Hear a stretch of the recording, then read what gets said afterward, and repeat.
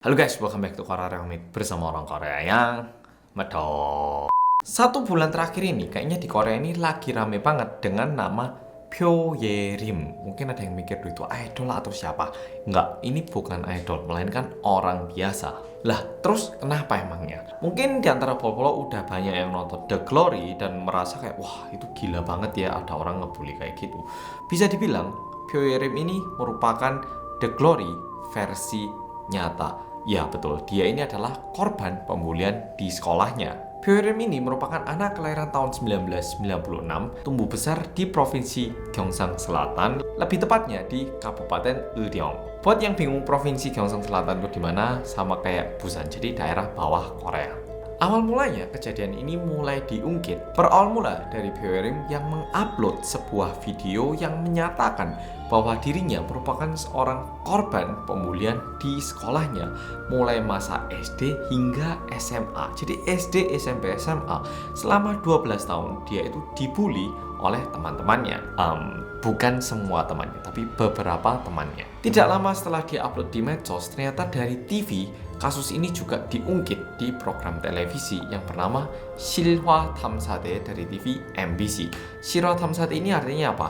Pasukan penelusur cerita nyata. Jadi ini merupakan satu program TV Korea yang mencari tahu kayak kenyataan dari kejadian-kejadian yang tidak masuk akal. Kayak masa sih ini beneran? Lalu dicari tahu apakah ini benar atau salah. Ya pokoknya adalah program TV kayak gitu. Dan ini ditayangkan pada tanggal 2 Maret tahun 2023. Berdasarkan apa yang ditayangkan oleh program TV itu sebenarnya ada 3 poin yang bisa kita ambil.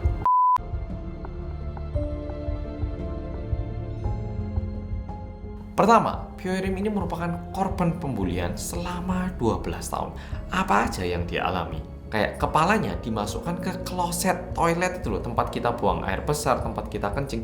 Kepalanya dia itu dimasukkan kloset oleh temennya yang ngebully dirinya. Tentu dipukul, ditampar, ditendang itu udah kayak sangat sering terjadi. Dan bahkan ada kalanya juga kalau dia duduk di mejanya gitu, kongkolan ini datang membawa ini loh, bantal leher, tahu kan ya yang ditaruh di sini. Dan di antara bantal-bantal itu kan ada yang isinya itu kayak kelereng-kelereng halus, ada yang isinya kapas, ada yang isinya kelereng-kelereng halus. Nah, ini digunakan untuk mukul Ye-rim. Setelah itu dibuka, kelereng-kelerengnya ini ditaburkan di atas kepalanya Ye-rim. Setelah itu disemproti air, sehingga kelereng-kelereng halusnya itu gimana? Nempel semua di Ye-rim. Ini yang menurutku paling parah. Yang terakhir adalah dia bilang kalau teman-temannya yang ngebully dirinya ini suka naruh paku payung di sepatunya. Jadi sebelum ganti sepatu, paku payung itu dimasukkan dalam sepatunya. Nah, terus waktu dipakai nanti, paku payungnya ini bakal nusuk kakinya. Tapi yang lebih menyedihkan adalah Pyo Ye-rim, dia itu bilang kalau sebenarnya yang paku payung itu adalah yang paling bisa saya toleransi katanya. Terus ditanya sama program TV-nya, loh kenapa? Bukannya itu paling sakit ya? Dia bilang, kalau yang lain itu saya kan dilihat orang-orang, tapi kalau paku payung, rasa sakitnya memang sakit banget. Tapi kan paling tidak saya nggak dipermalukan di depan orang lain. Jadi setiap hari dia ke sekolah, dia itu takut bagaimana hari ini dia bakal diganggu sama temennya yang jahat-jahat itu.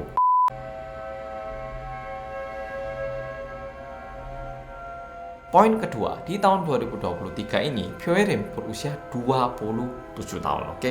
Nah, diakibatkan pembulian yang dia lewati di masa SD, SMP, SMA, saat ini dia itu terus melakukan konsultasi dengan psikolog dan juga mengonsumsi obat secara rutin dari psikiater karena mentalnya tentu terganggu. Kita bayangkan aja pasti udah nggak kuat ya tuh. Nah, untuk melanjutkan hidupnya, dia itu terus berusaha untuk menyembuhkan dirinya sendiri secara mental. Tapi di saat dia berusaha untuk melanjutkan hidup, dia nyadar ternyata teman-teman yang mengganggu dirinya, bukan temannya, iblis-iblis yang mengganggu dirinya.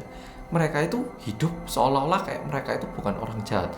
Mereka punya kerjaan, hidup bahagia, punya pacar gitu. Nah, sehingga dia itu merasa kayak aku jangan sampai nanti kalau udah usia 40 tahun baru nyesel.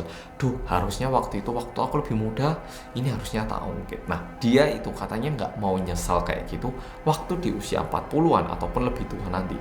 Sehingga di usia 27 tahun, meskipun terkesan terlambat, dia pengen mengungkit kembali masa lalunya yang begitu pahit. Dan sebenarnya ada 4 iblis, jadi ini satu sekongkolan 4 orang ini yang suka mengganggu Pyo Ye-rim.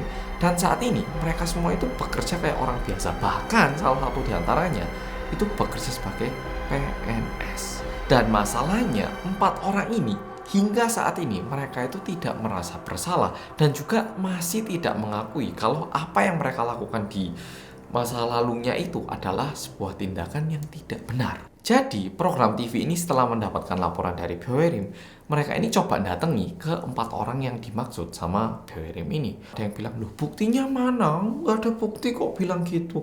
Ada juga yang bilang, loh itu ngawur dia itu kayaknya mentalnya agak nggak sehat itu Pak, jangan didengar itu. Masa program TV gini dengarkan orang yang mentalnya nggak sehat, itu dia nggak normal itu orangnya. Malah bilang kalau Bioerim ini nggak normal, jadi jangan dengarkan dia. Bukannya merasa kayak, oh iya dulu saya salah, bukan kayak gitu. Dan bahkan ada juga yang bilang, loh Yerim itu dia anaknya kayak stalker, saya itu takut banget loh sama dia.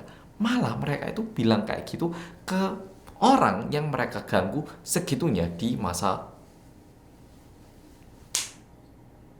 lalu. Tapi tentunya program TV ini kan ya juga nggak cuma mendengarkan satu pihak ya toh. Untungnya teman-teman seangkatannya Bioerim yang juga tentunya satu angkatan sama yang ganggu ini, banyak dari mereka yang menuliskan surat pernyataan apa yang mereka lihat dan mereka juga menandatangani kalau itu adalah benar. Dan yang lebih serem lagi adalah semua pernyataan itu sesuai dengan apa yang disampaikan Bioerim, yang berarti 4 orang ini yang nggak mau ngaku, sedangkan orang-orang lainnya mereka itu masih ingat betul apa yang terjadi di masa pelajar mereka. Dan orang yang menuliskan pernyataan ini, mereka itu nggak cuma nuliskan, tapi juga bersedia untuk diwawancarai di depan kamera, tapi di blur gitu. Bahkan salah satu diantaranya itu bilang kayak, wah 4 anak itu mereka nggak peduli guru. Guru ada di depan pun mereka itu ngerokok di kelas. Bukan rokok yang gini tapi kayak vape itu loh, rokok elektrik. Jadi mereka itu udah bukan anak yang gimana. Dan guru pun jujur nggak terlalu peduli. Karena guru tahu kalau 4 anak ini bukan anak yang biasa. Dan kejadian pembulian ini terjadi setiap hari. Bukan cuma 1 hari atau 2 hari. Itu kayak sering banget. Tapi guru juga nggak peduli. Dan anak-anak ini itu terang-terangan melakukannya. Sampai sini sebenarnya program TV ini berjalan gitu-gitu aja. Tapi ada lanjutan 1 bulan setelahnya, tapi tak gabungkan di sini informasinya, oke? Jadi setelah program TV-nya ini selesai, tiba-tiba ada 1 channel YouTube yang berjudul Bioerim Dongchangseng, yang artinya teman seangkatan Bioerim. Dan di situ tiba-tiba 4 orang yang di TV itu di blur, namanya juga nggak dinunjukin ini, di-upload fotonya terang-terangan beserta nama aslinya dan juga foto mereka saat ini plus kerjaannya. Nah, ternyata yang satu ini kerja di militer sipil, ada yang kerja di salon yang bermerek gitu, ada juga yang kerja sebagai guru pilates, yang satu kerjanya nggak jelas tapi punya pacar gitu, oke? Seperti yang tadi itu. Nah, yang kerja di salon ini, informasi yang diberikan di YouTube itu nggak cuma foto dan namanya, tapi juga cabangnya, sehingga cabangnya ini langsung diteror sama banyak orang, kayak ditelepon lah, diganggu gitu. Akhirnya pusat dari salonnya ini pun akhirnya memutuskan untuk memecat orang itu dan juga menuliskan pernyataan di website mereka. Bayangkan. Nah, di websitenya itu mereka bilang kayak gini, sebenarnya ada 4 inti. Yang pertama, mereka juga bisa merasakan betapa pahitnya ataupun sakitnya masa lalunya Bioerim, dan untuk membantu kita juga udah menyalurkan dana. Kedua, memang benar orang yang bully itu pernah kerja di sini, tapi cabangnya ini juga merupakan bisnis dari seseorang, jadi mohon tidak diganggu lagi, apalagi yang punya itu sekarang sedang hamil. Ketiga, karena Bioerim ini sekarang bekerja sebagai hairstylist juga, dia punya salon kecil gitu. Ava Hair bilang bahwa mereka akan membantu ataupun ya pokoknya memfasilitasi gimana caranya biar bisnis kamu bisa lebih meningkat lagi. Bukan dibantu secara dana, tapi kayak ide-ide ataupun cara-cara bisnis gitu, tips-tips bisnis biar lebih sukses lagi. Poin keempat, mereka juga bilang bahwa mereka akan berusaha untuk memediasi menemukan Bioerim dengan pelaku ini. Tapi tentu ini juga mengikuti maksud dari Bioerim, nggak maksa harus ketemu. Kalau Bioerim mau, kita temukan. Kalau nggak mau, ya udah pelan-pelan aja. Dan bahkan kita juga bakal menyiapkan pengacara untuk Bioerim. Sehingga jujur ini dampaknya lumayan keras. Ya bayangkan aja, seseorang yang pernah melakukan suatu kejahatan, dia udah menutupi semuanya, udah hidup kayak orang biasa, udah punya pacar. Tiba-tiba suatu hari info tentang masa lalunya ini terbuka di publik dan benar-benar viral. Gila.